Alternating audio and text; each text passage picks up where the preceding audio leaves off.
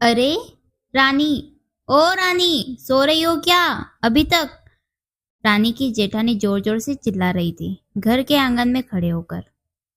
रानी यानी मैं। तभी मैं भागती हुई अपने कमरे से निकली और बोली, दीदी आ गई मैं। जेठानी बोली, रानी, तुम्हारा नाम रानी है, तुम रानी नहीं हो। तुम्हें रात में समझाया था ना कि सुबह जल्दी उठना है। तुम्हारी मुंह दिखाई की रस्म है। मैंने बोला, दीदी रात को नींद नहीं आई।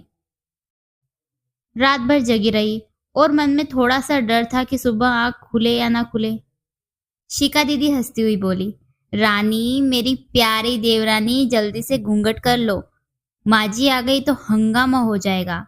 मैंने घूंघट किया ही था, तभी माँ जी वहां आ गई और कड़कड़ाती आवाज में बोलने लगी, अब क्या यहीं गपशप मारती रहोगी तुम दोनों?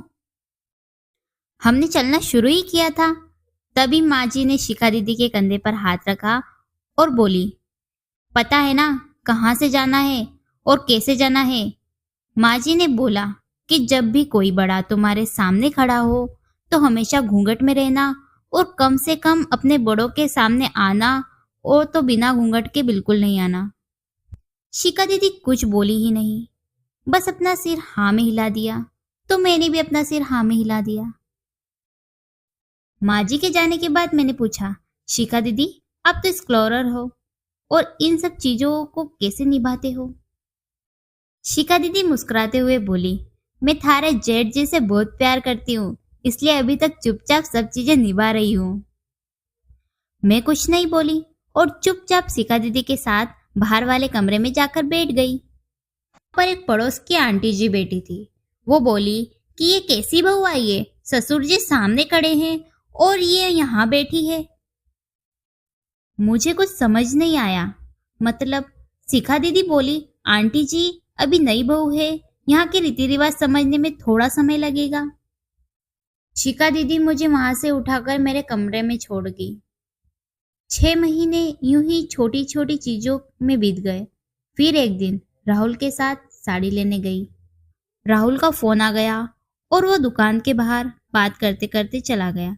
साड़ी की दुकान पर मैं बेधड़क होकर साड़ियां देख रही थी। तभी साथ बैठे एक अंकल जी खांसे। एक बार, फिर 2 बार, फिर 3 बार।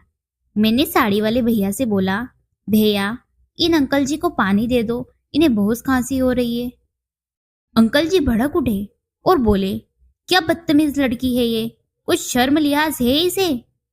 दुकान पर हंगामा देखकर राहुल बाहर से भागकर अंदर आए और अंदर आते ही अंकल जी के पैर छूकर बोले, मामा जी आप यहाँ? मैं घबराकर दुकान से बाहर निकल आई और एक लंबा घूंघट लेकर गाड़ी में बैठ गई। राहुल बाहर आए और गाड़ी में बैठकर गाड़ी बहुत तेज चलाने लगे। मैंने धीमी आवाज में बोला, गाड़ी बहुत तेज चला रहे हैं, हमारा एक्सीडेंट हो जाएगा। हम घर पहुंचे ही थे कि माँ जी जोर जोर से चिल्लाकर बाहर आई, देखो आ गई है रानी साहिबा, खानदान की इज्जत मिट्टी में मिलाकर। तभी शिखा दीदी आई और बोली, माँ जी मेरी शादी को 6 साल हो गए हैं, मैं अभी तक मामा जी को नहीं जानती, तो ये कैसे जानेगी? माँ जी जोर से चिल्लाए, देखो कैसे चपट चपट जबान चल रही है शिखा की भी। राहुल सबकी बात काटते हुए बोले कि माँ ये दोनों सही बोल रही है, अगर ये हमेशा घूंघट में ही रहेंगी तो मामा जी को कैसे पहचानेगी? माँ आज मामा जी के फोन पर तुमने पूरे घर की शांति को भंग कर दिया। ये वही समाज है जिसमें सीता मैया को भी अग्नि परीक्षा देनी पड़ी थी, सीता मैया पर भी उंगलियां उठाई थी।